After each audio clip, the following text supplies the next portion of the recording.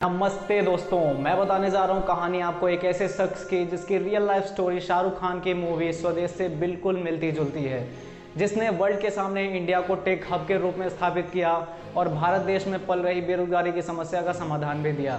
तो जुड़े रहिए मेरे साथ वीडियो के एंड तक। So let's get started.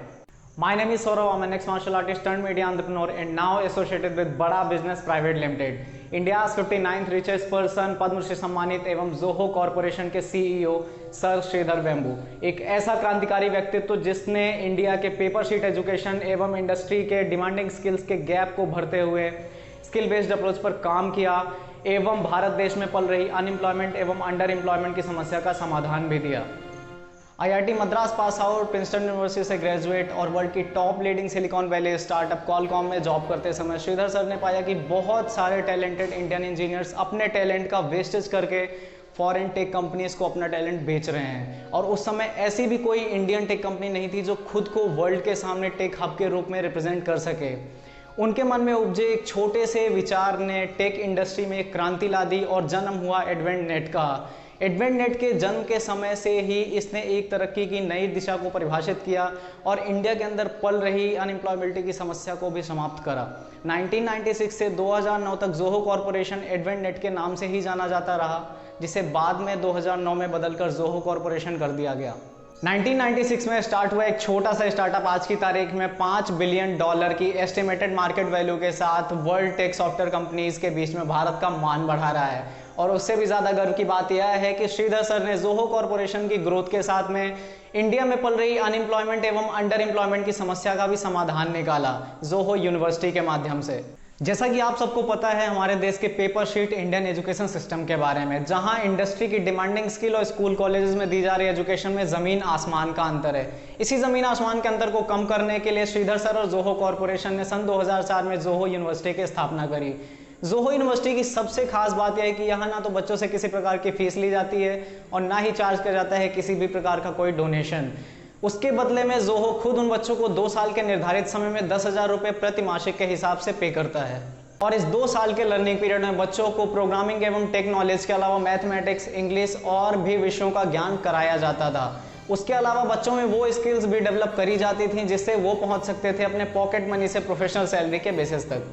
Zoho university में 2 साल का कोर्स खत्म होने के बाद जोहो उन सभी बच्चों को उनकी डिग्री के हिसाब से खुद ही एक अच्छे पैकेज पर हायर कर लेता था, जिससे उन बच्चों को कहीं और दूसरी जगह पर भटकने की जरूरत नहीं होती थी। इससे उन सभी बच्चों एवं उनके परिवारों को जिनको 2 वक्त की रोटी तक नसीब नहीं होती थी, उनको अपलिफ्ट करने में मदद करी जोहो कॉरपोरेशन एवं श्रीधर सर ने, और एक नई क्रांति की शुरुआत करी भारत देश में, जिसने अनएम्प्लॉयमेंट एवं अंडर एम्प्लॉयमेंट के ऊपर एक अच्छा खासा प्रहार किया।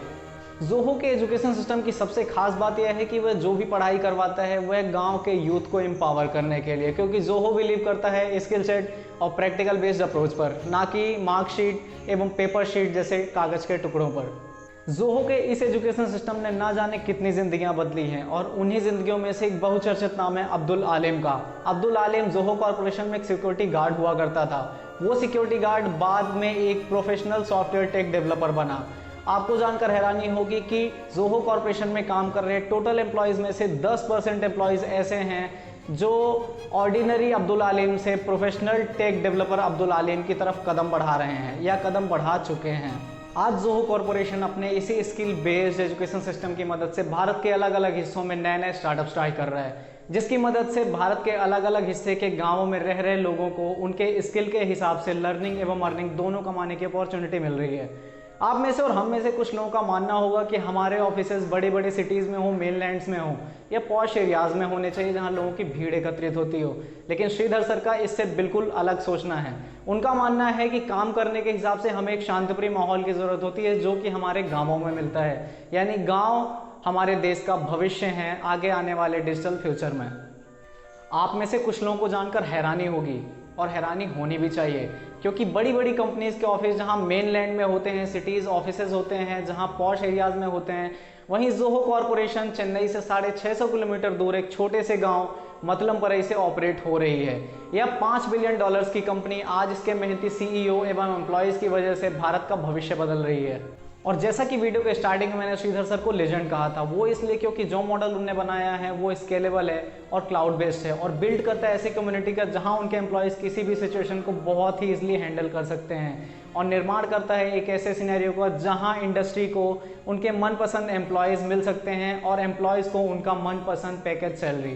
क्या आप इमेजिन कर सकते हैं उस मैजिकल रिवॉल्यूशन का जहां पूरी गवर्नमेंट की एजुकेशन पॉलिसीज मिलकर भी अनएम्प्लॉयमेंट नहीं रोक पा रही हैं, लेकिन एक इंसान के जिद और जज्बे ने पूरे इकोसिस्टम में क्रांति ला दी है और उस खाई के गैप को भर दिया है जो इंडस्ट्री एवं एकेडमिक क्वालिफिकेशन के बीच में थी।